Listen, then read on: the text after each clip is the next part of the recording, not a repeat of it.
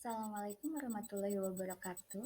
Jumpa lagi dengan Ibu dalam materi dampak kolonialisme bangsa Belanda terhadap kehidupan bangsa Indonesia pada masa kini.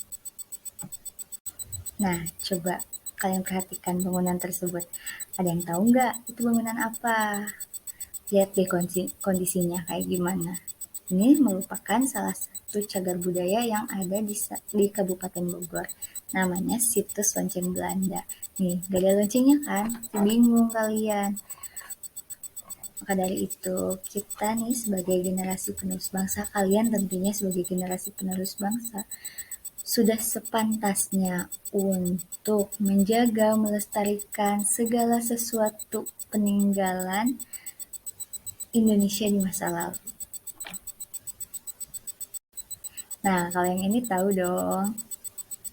Yang satu sebelah kiri itu adalah Gedung Sate, dan yang sebelah kanan adalah Istana Merdeka Jakarta. Beda ya, kalau memang bangunan masih dipakai, terus masih berguna, itu pasti masih terjaga dan bagus gitu. Nah, seharusnya apapun bentuknya gitu, meskipun bangunan tersebut memang sudah tidak terpakai lagi, tetap harus dilestarikan.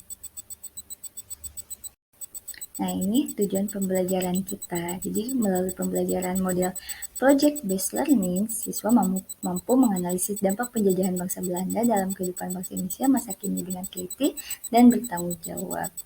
Serta nanti kalian akan membuat proyek sederhana, membuat miniatur peninggalan penjajahan bangsa Belanda di Indonesia.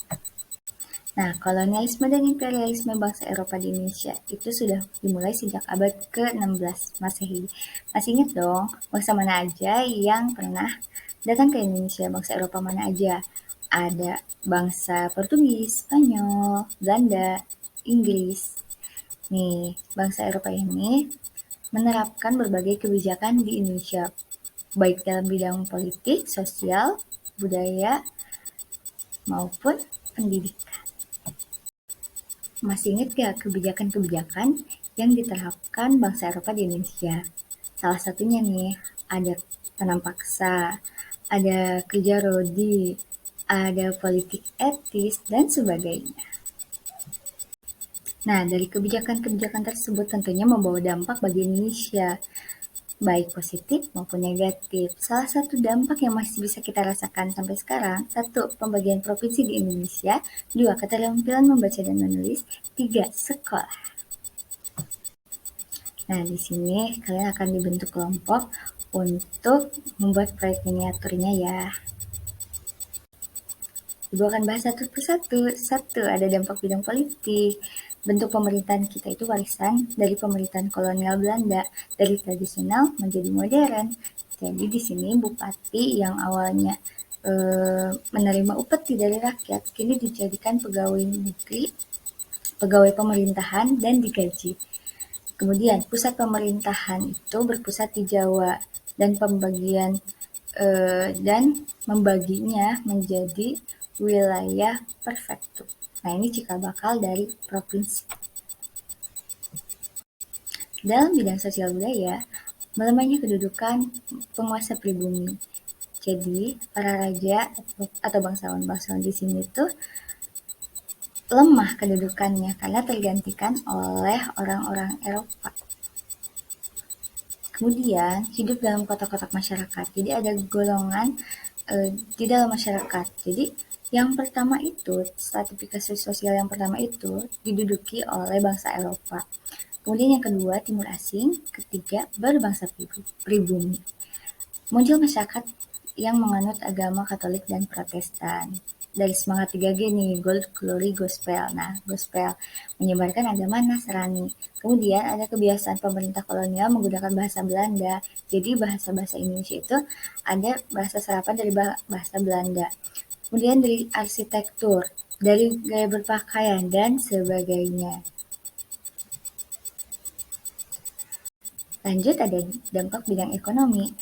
Di sini kita mulai mengenal ekonomi uang, sistem upah, kemudian dibangunnya jalan raya, Anyar Panarukan, dibangunnya jembatan, dibangunnya rel kereta api sebagai penghubung wilayah satu dengan wilayah yang lain. Kemudian ada sistem sewa tanah. Di sini sistem sewa tanah lebih tepatnya di kebijakan NAFES ya, Inggris.